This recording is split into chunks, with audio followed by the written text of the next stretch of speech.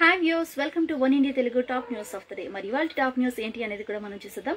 ఇండియాలో నిన్న ఈ కరోనా వైరస్ కేసులు కంట్రోల్లోకి వచ్చినట్టే అనిపించింది. రోజు రోజుకు కొత్త కేసులు పెరుగుతూ ఉండేవి, మరణాల సంఖ్య కూడా పెరుగుతూ ఉండేది. అంటే ఫస్ట్ దాంతో కంపేర్ చేస్తే మనకి ఈ మధ్య డ్రాస్టిక్ చేంజ్ వచ్చిందనే చెప్పాలి. అలాగని మనం రిలాక్స్ అయ్యే పని కూడా లేదు, ఎందుకంటే ఈ కొత్త వైరస్ ఇండియాలోకి వస్తుందేమో అనే టెన్షన్ ఎక్కువగా కనిపిస్తుంది. న్యూ ఇయర్ సెలబ్రేషన్స్ ని కూడా చాలా రాష్ట్రాలు రద్దు చేశాయి.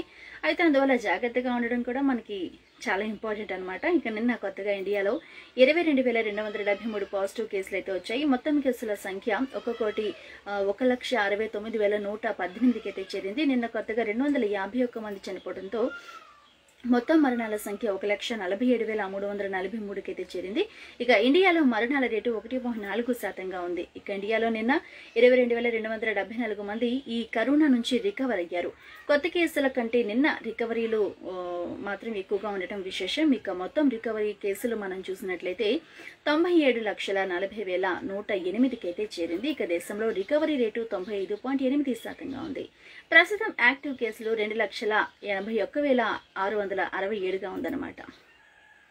సో సూన్ ఇవి కూడా తగ్గిపోయే ఛాన్స్ అయితే ఉంటుంది. సో మనం మంచిగా కోరుకుందాం. ఇక నెక్స్ట్ న్యూస్ ఏంటి అంటే, ఈ కొత్త కరోనా వైరస్ స్ట్రెయిన్ గురించి కొత్త విషయాలు అయితే తెలుస్తున్నాయి. దీని ఆనవాళ్లు బ్రిటన్లో బహిర్గతమైన సంగతి కూడా తెలిసిందే. అయితే ఇది కరోనా వైరస్ కంటే 56% ఎక్కువ వేగంగా వ్యాపిస్తుందని శాస్త్రవేత్తలు చెప్పారు. ఇది తమ అధ్యయనంలో కూడా తేలిందని కూడా సైంటిస్టులు వివరించారు. అయితే ఈ కొత్త కరోనా వైరస్ నవంబర్లో ఆగ్నేయ ఇంగ్లాండ్లో వేగంగా విస్తరించింది. దీంతో చాలా మంది హాస్పిటల్స్ లో చేరతారని, మరణాలు కూడా సంభవిస్తాయని London school of hygiene centre for mathematical modelling of infectious diseases అనే ఒక ఆర్గనైజేషన్ తెలిపింది. ఈ కొత్త వైరస్ అధికంగా ప్రభావం చూపుతుందా అనే అంశంపై కూడా అధ్యయనం చేస్తున్నారు. ఆగ్నేయ ఇంగ్లీష్, ఈశాన్య లండన్, తూర్పు లండన్లో కొత్త రకం వైరస్ గురించి పరిశోధనలు చేస్తున్నారు. కొత్త రకం వైరస్ వేగంగా పెరిగే అవకాశం ఉంది అని 2020లో సంభవించిన మరణాల కంటే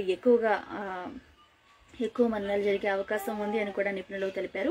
ఈ వైరస్ ప్రభావ నేపథ్యంలో నవంబర్లో స్కూల్ అలాగే యూనివర్సిటీలో అన్ని కూడా క్లోజ్ చేశారని, లేదంటే మరింత వేగంగా వైరస్ వ్యాప్తి చెందే అవకాశం ఉందని కూడా చెప్పారు.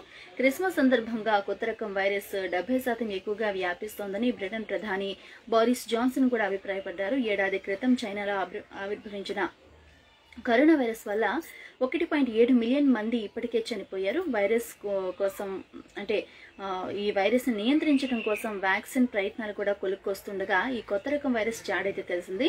వైరస్ వెలుగు చూసిన బ్రిటన్ నుంచి ప్రయాణంపై ఇతర దేశాలన్నీ కూడా ఆంక్షలైతే విధించేశాయి. అయితే యూకేలో ఈ కరోనా కొత్త వైరస్ కలకలాన్ని సృష్టిస్తున్న సమయంలో ఇప్పుడు దక్షిణాఫ్రికా నుండి రూపాంతరం చెందిన మరో కొత్త కరోనా వైరస్ రకం పుట్టుకొచ్చింది. రోజుకో వేషం వేస్తున్న ఈ కరోనా మహమ్మారి అనేది ప్రపంచాన్ని భయభ్రాంతులకు గురి చేస్తుంది. అయితే దక్షిణాఫ్రికాలో జన్యు మార్పిడి జరిగి అక్కడ తీవ్రంగా ప్రబలుతోన్న ఈ కరోనా మరో రకం అనేది తాజాగా లండన్కి అయితే చేరుకుంది. ఇప్పటికే లండన్ వాసులు యూకేలో ఉన్న కొత్త కరోనా వైరస్ దెబ్బకు ఇళ్లకే పరిమితమైపోయారు. లండన్లో టైర్ 3 పరిమితులు కూడా విధించి ప్రజలను బయటకు రాకుండా కట్టుదిట్టమైన చర్యలు కూడా తీసుకుంటున్నారు. ఇప్పటికే లండన్లో 2 పౌరులు దక్షిణాఫ్రికాలో తీవ్రంగా ప్రబలిన ఈ మరో కొత్త రకం కరోనా వైరస్ బారిన పడినట్లుగా అధికారులు గుర్తించారు. ఇక ఇదే విషయాన్ని బ్రిటన్ ఆరోగ్య శాఖ మంత్రి మడ్హాన్ కాక్ కూడా వెల్లడించడం జరిగింది. అయితే కరోనా వైరస్ ఉనికి బయటపడింది చైనాలోని వుహాన్లోనే అన్న సంగతి కూడా మనందరికీ తెలిసిందే. ఈ కరోనా వైరస్ కోసం రకరకాల వ్యాక్సిన్ అయితే వస్తున్నాయి. అయితే వైరస్ ఆవిర్భవించిన చైనా నుంచి వస్తేనే బెటర్, కానీ డ్రాగన్ కంట్రీని నమ్మడం అంత ఈజీ అయితే కాదు. కానీ టర్కీ మాత్రం ధైర్యం చేసింది. చైనా వ్యాక్సిన్ వేయించింది. 3 మిలియన్ సినోవాక్స్ టీకాలను టర్కీ తీసుకుంది. వచ్చే నెలలో 50 మిలియన్ల వ్యాక్సిన్ తీసుకుంటామని కూడా తెలిపింది. తొలుత ఆరోగ్య కార్యకర్తలకు అందజేస్తామని కూడా చెప్పారు. తొలుత చైనా వ్యాక్సిన్ అనేది ఆదివారం చేరనున్నాయని కూడా వివరించారు. పరిశీలనలో భాగంగా 7,371 మందికి వ్యాక్సిన్ వేయగా 91.25% ప్రభావం చూపించిందని మంత్రి చెప్పడం జరిగింది. రోజుకు 2 మిలియన్ ప్రజలకు వ్యాక్సిన్ ఇస్తామని కూడా కోక తెలిపారు. అయితే వైరస్ సోకిన 19,115 మంది ఈ వైరస్ సోకి చనిపోవడం కూడా జరిగిందనమాట. ఇక మరొక న్యూస్ ఏంటి అంటే, భారత్లో కేంద్రం తీసుకొచ్చిన వ్యవసాయ చట్టాలను వెనక్కి తీసుకోవాలని కోరుతూ పలు రాష్ట్రాల్లో రైతుల నిరసనలు ఉధృతంగా సాగుతున్నాయి. చట్టాలు వెనక్కి తీసుకుంటే తప్ప ఆందోళనలో విరమించుకునేది లేదని రైతులు తెగేసి చెప్తున్నారు. దీంతో రైతుల ఆందోళనలకు మద్దతు కూడా పెరుగుతోంది. దేశంతో పాటు విదేశాల్లోనూ కూడా పలువురు రాజకీయ నేతలు రైతులకు మద్దతు ప్రకటిస్తున్నారు. ఇదే కోవలో భారత్లో రైతుల నిరసనలపై భారతీయ అమెరికన్ చట్టసభ సభ్యులు స్పందించారు. భారతీయ అమెరికన్ ప్రమీలా జైపాల్తో పాటు 7 చట్టసభల సభ్యులు అమెరికా స్టేట్ సెక్రటరీ మైక్ పాంపియోకు లేఖ రాశారు. భారత్లో రైతుల ఆందోళనలపై జోక్యం చేసుకుని అక్కడి ప్రభుత్వంతో మాట్లాడాలని చట్టసభ సభ్యులు పాంపియోను కోరారు. ముఖ్యంగా పంజాబ్లో ఉంటున్న భారతీయ అమెరికన్ల కుటుంబాలపై దీని ప్రభావం ఎక్కువగా ఉంటుందని కూడా వారు తెలిపారు. ఇప్పటికే కెనడాతో పాటు పలు దేశాల నేతలు రైతుల ఆందోళనలపై స్పందిస్తున్న నేపథ్యంలో ఈ విషయమే భారత్ కూడా స్పందించింది.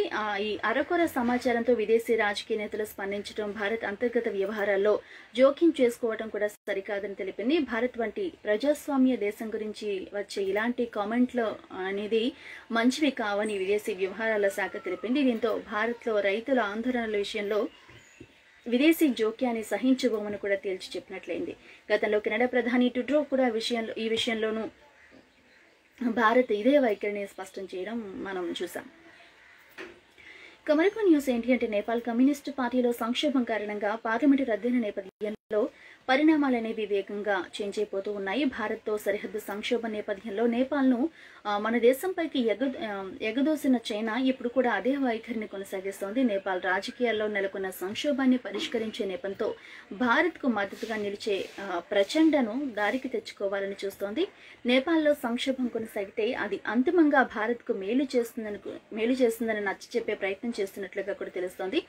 వాస్తవానికి భారత్కు మద్దతుగా ఉండే ప్రచండ చైనాకు అనుకూలంగా ఉండే కేపీ శర్మ ఓలీతో ముఖాముఖి తలపడుతున్నారు. ఇలాంటి తరుణంలో ప్రచండను ఒప్పించేందుకు చైనా చేస్తున్న ప్రయత్నాలు ఉత్కంఠను రేపుతున్నాయన్నమాట. ఇక మరొక న్యూస్ ఏంటంటే మెల్బోర్న్ టెస్ట్లో తొలి రోజు భారత్ పై చేయి సాధించింది. భారత్ అనేది పై చేయి సాధించింది ఆసీస్పై. ఆట ముగిసే సమయానికి భారత్ వికెట్ నష్టానికి 36 పరుగులు చేసింది. శుభ్మన్ గిల్ 28, పుజారా 7 పరుగులతో క్రీజ్లో ఉన్నారు. అయితే ఉదయం టాస్ గెలిచి బ్యాటింగ్ ఎంచుకున్న ఆస్ట్రేలియా 72.3 ఓవర్లలో 195 పరుగులకి ఆల్అౌట్ అయింది. భారత బౌలర్లు మెల్బోర్న్లో మెరుగైన ప్రదర్శన కూడా ఇచ్చారు. ఇక తొలి సెషన్లో స్పిన్నర్ అశ్విన్ ఆసీస్ ప్లేయర్ అని ఇబ్బంది పెట్టగా ఆ తర్వాత సెషన్లో స్పీడ్ స్టార్ బుమ్రా తన మార్క్ అయితే చాటారు. ఇక తొలి టెస్టు ఆడుతున్న హైదరాబాదీ ప్లేయర్ సిరాజ్ 2 వికెట్లు తీసుకున్నారు. కీలకమైన 2 ఆటగాళ్లను అతను అవుట్ చేయడం జరిగింది. బుమ్రా 4, అశ్విన్ 3, సిరాజ్ 2 వికెట్లు తీసుకున్నారు. ఇక ఆస్ట్రేలియా ప్లేయర్లలో లబుషేన్ అత్యధికంగా 48 పరుగులు చేశారనమాట. వేడ్ 30, ఇంకా హెడ్ 38 పరుగులు చేయడం విశేషం అనమాట. అయితే తొలి ఇన్నింగ్స్ ఆరంభించిన ఇండియాకు తొలి ఓవర్లోనే షాక్ తగిలినట్లయింది. 50 నిమిషాల ఆట కోసం మైదానంలో దిగిన భారత్కు మిచెల్ స్టార్క్ తన స్వింగ్తో అదరగొట్టడం జరిగింది. ఇన్నింగ్స్ మొదటి ఓవర్లోనే అగర్వాల్ వికెట్ను తీయడం కూడా చేశాడు. ఇక మయాంక్ అగర్వాల్ డకౌట్ అయ్యాడు. అయితే మరో ఓపెనర్ శుభ్మన్ గిల్ ఉత్తమ ఆటనైతే ప్రదర్శిస్తున్నారనమాట. ఇక గిల్, ఛత్తీశ్వర్ పుజారా ప్రెజెంట్ క్రీజ్లో ఉన్నారు. మరి చూద్దాం మ్యాచ్ ఎలా జరుగుతుంది, ఎవరు ఆధిక్యాన్ని కనబరుస్తారు అనేది. సో ఈవెంట్ వరకు అప్డేట్స్, మరిన్ని అప్డేట్స్ కోసం keep watching one India Telugu.